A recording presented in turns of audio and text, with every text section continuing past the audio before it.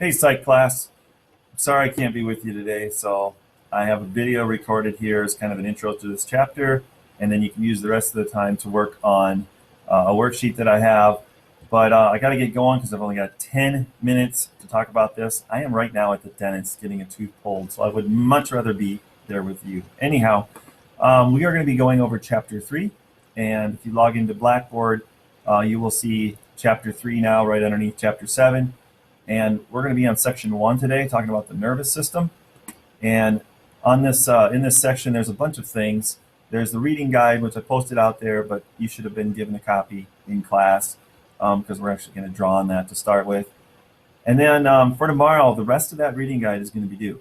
So we're going to be doing number 1 together. Actually, you probably won't have time to totally finish it because, again, I have to make sure I get through this video. What I want you to do is I want you to finish that worksheet, section 1, reading guide, section 1.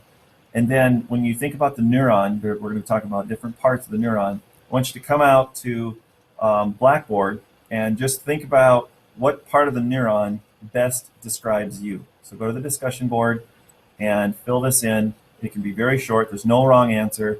What part of the neuron best describes you? Okay, so think about that as we go through talking about the neuron here today. So I'm going to pull up now one of my favorite pictures, and I will be posting this on Blackboard as well, so you can get this picture. So relax if you don't get this drawn in the next 7 minutes, okay? So I'm going to go through it quickly. Again, if you can't draw this in the next few minutes, just relax, but I want to talk about each part of the neuron. So I'm going to zoom in a little bit.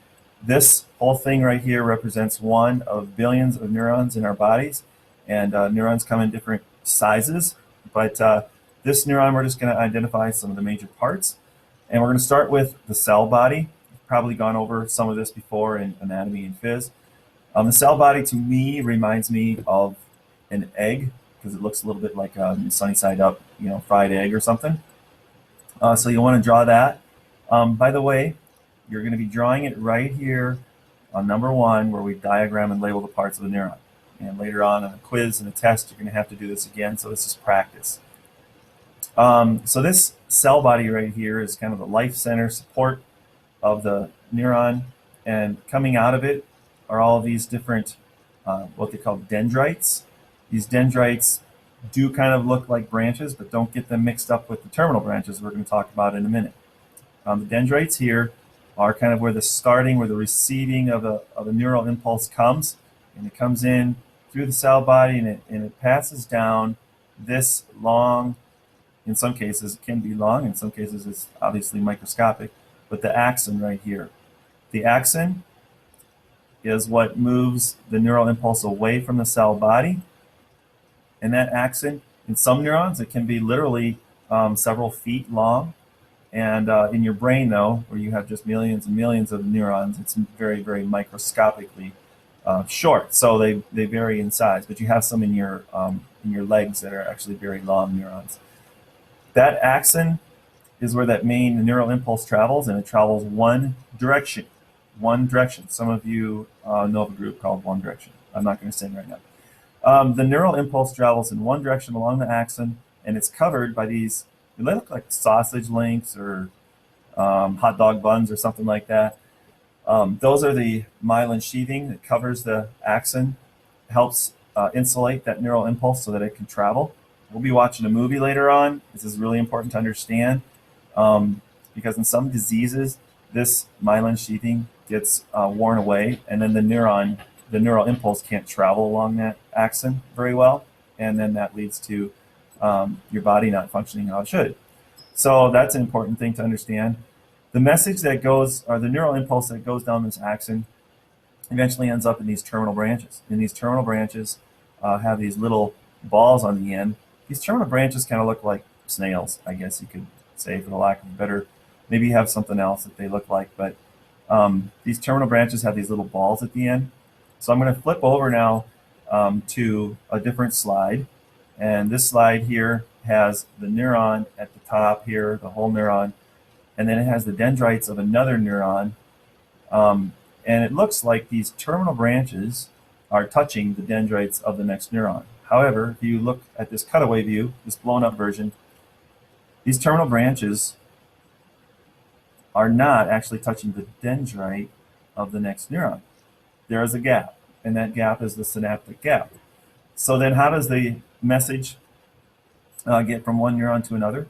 Well, it's really important to understand neurotransmitters. Neurotransmitters are these little balls here and these little sacs, okay? They come across this synaptic gap, and they come to the dendrite of the next neuron. So neurotransmitters are what carry the message from one neuron to another. So it's important to note that that neurons pass messages both electrically and chemically. Okay, I'll say that again. They pass impulses both electrically and chemically. So this right here is the start of the dendrites of another neuron, as you can see, again, looking over here.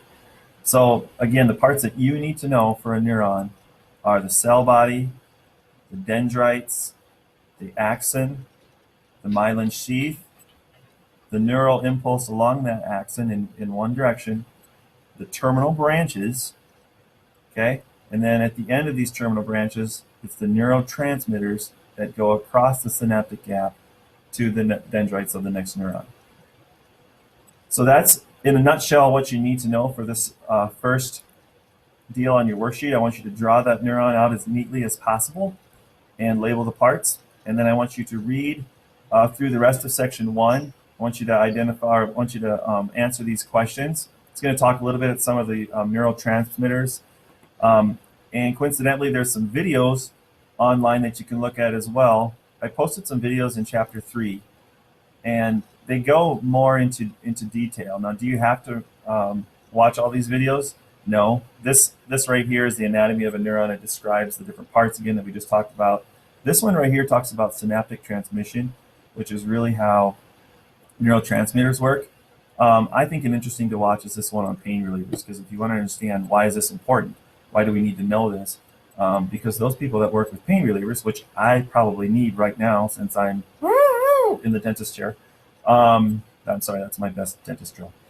I probably need some pain reliever right now because I'm probably talking like this with my face all numb. But anyhow, that's an interesting one to watch. So there's some videos that give you more information. But again, for tomorrow, you need to have a reading guide filled out, and after looking at those different parts of the neuron and drawing them, which part of the neuron best describes you? Okay, throw that up on the discussion board. Hope you guys have a great day, and I hope I can see you all tomorrow. Peace out.